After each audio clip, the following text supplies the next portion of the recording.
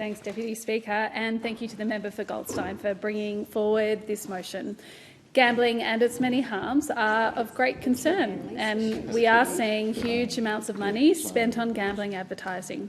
And with that, we're seeing kids and young people and others exposed to gambling ads at a level that I doubt we've ever seen before, and that I know that many in our community do find concerning. And I've seen this in my own life, as I know many parents have. I recently sat down with my 5-year-old daughter, the first time we let her stay up late to watch the footy on the TV. She is a Cats supporter. That's not my fault. That's her father's fault. But she stayed up late and, I was really shocked sitting there with my 5-year-old to see so many ads and having to explain to her what those were about. So I, like many families, get that, and our government understands that we do need to treat the need to minimise the harm associated with online gambling and gambling advertising as an absolute priority. Across my community, I have had people tell me about their experiences of gambling and how worried they are for loved ones who are struggling to break out of their gambling addiction. I recently sent out a community survey, and in response, a Greensborough man told me that one of his biggest priorities for our government was that we address the intensive and unrelenting gambling advertising that we're bombarded with. He said that one family member of his was in danger of losing her house as a result of gambling addiction. In the same survey, a woman from Heidelberg told me that with all the advertising just everywhere and on so many sites, especially online, sports grounds and the television, it's a real worry to watch. And she was particularly concerned with the take-up of gambling among younger generations in our community.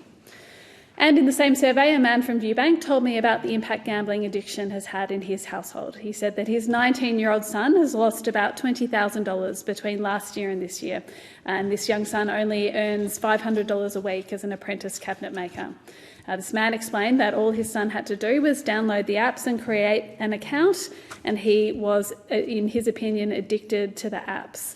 So we do see these harms in our community, and our government is very much aware of the harm that is being created. And to these locals and to the many others across Jagga Jagga who I know are deeply and rightly concerned by the prevalence of gambling, I want to assure you that our government is committed to taking action. At the moment, my good friend, the member for Dunkley, is chairing an inquiry into online gambling and the impacts it has on those experiencing gambling harm.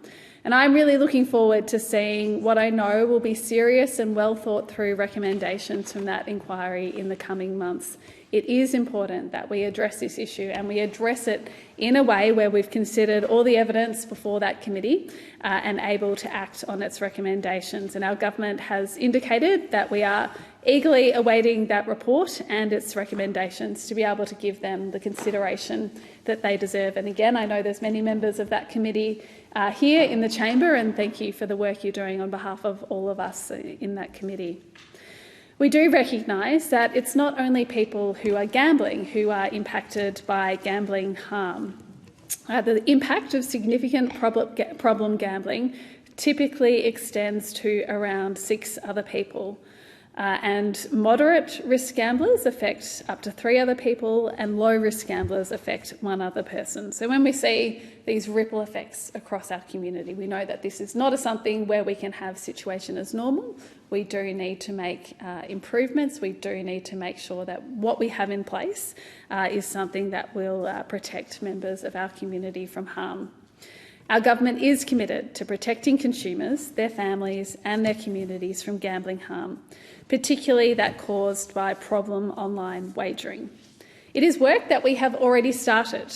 We have been taking action to reduce the impacts of problem gambling.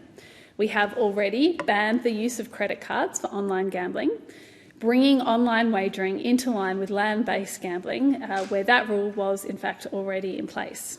We have implemented new taglines, mandated activity statements, and we've committed to delivering a national exclusion register. These are important measures that will help to build a better culture of responsibility on the part of organisations in this industry. It is clear that our community wants to see changes to online gambling and related issues. And they can see, like those of us in this place, that we have to take action on this. Our government has started the work. We do know there is much more to do. And so I do really look forward to seeing the recommendations of the inquiry in the coming months and to see how best we can make this change to reduce gambling harm for people right across our country.